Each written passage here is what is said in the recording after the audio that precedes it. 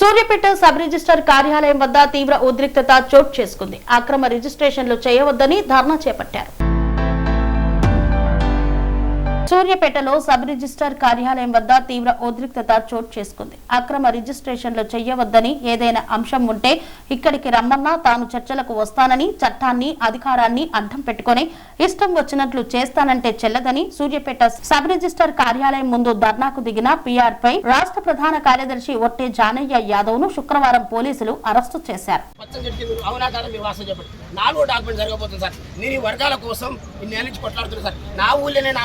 కాపాడుకోకపోతే నా నియోజకవర్గాలు కొట్టాడకపోతే రాష్ట్రం కొట్టాడుతుంది సార్. నేను మేమేమంటారు అంటే అమెరికా వచ్చి సర్వోత్తమ్ రెడ్డి అంటోడు ఇక్కడ ఇవాళ అతని అనుచరులు కలిసి నువ్వు సబ్ రిజిస్టర్ ఆఫీస్ కూడా విధులు ఆటకపడుతున్నావు, నేను మాట్లాడుతున్నా, నువ్వు ఏదో మాట్లాడుతున్నావు. నీకు ఏమైనా ప్రాబ్లం ఉంటే వాళ్ళ గురించి మాట్లాడుతున్నా.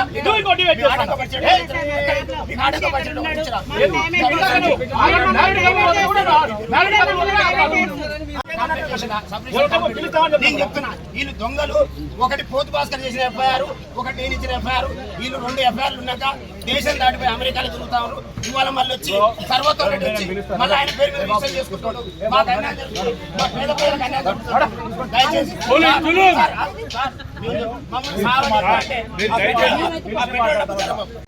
అంటే మీరు మాట్లాడేది వాస్తవం. అవాస్తవం అయితే దేనికైనా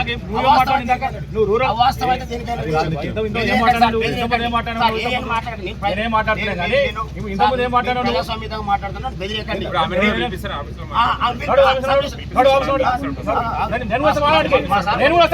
గొప్ప మాట మాట్లాడు. ఒక్క డాక్యుమెంట్ ఇక్కడ తప్పున్నా నేను ఇక్కడ పెట్రోల్ పోసుకొని తగలబడిపోతున్నా.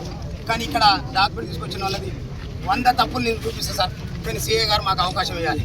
సిఐ గారు ఒక దొంగ కోసం ఇక్కడికి వచ్చి దొంగ పక్షాన 10 మంది ఎస్ఐలు, 100 మంది కానిస్టేబుల్ బలగం ఎక్కడ ఉందా సార్ చరిత్ర?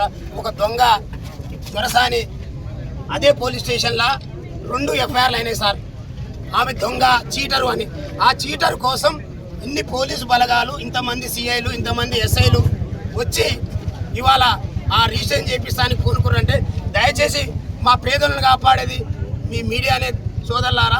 దయచేసి చెప్తా ఉన్నా, నేను ఇంతకుముందు కూడా మీ ముందు చెప్పిన, అక్కడ నాకు వీళ్ళకి పంచాయతీ కాదు.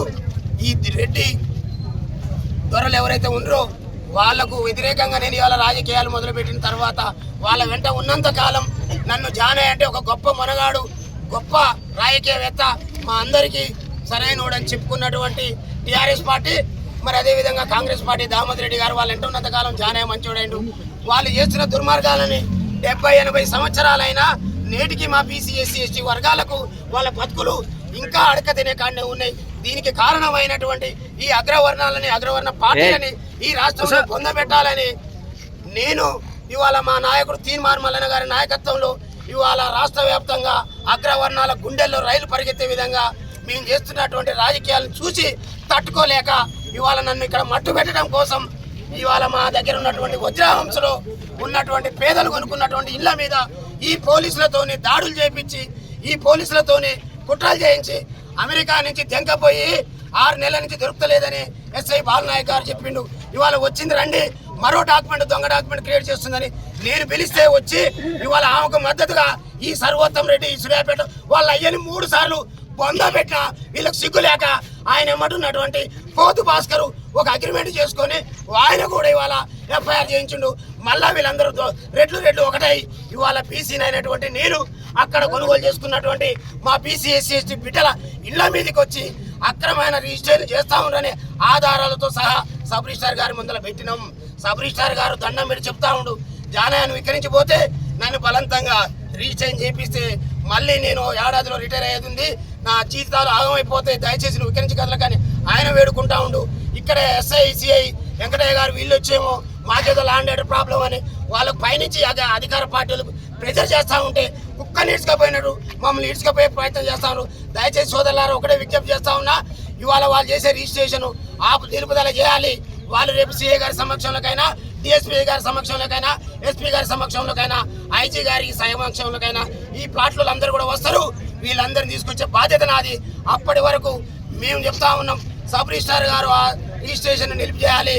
అట్లా కాకుండా ఏమన్నా చేస్తే చట్ట ప్రకారం ఇక్కడ ఉన్నటువంటి పోలీసులు, అక్కడ ఉన్నటువంటి సబ్ రిజిస్టర్ వ్యవస్థ, మరి చట్టం ముందు అందరూ సమానమే కాబట్టి ఖచ్చితంగా బాధ్యత వహించాల్సి వస్తుంది. ఇవాళ మేము దయచేసి వాళ్ళందరూ కూడా రిక్వెస్ట్ చేస్తా ఉన్నాం.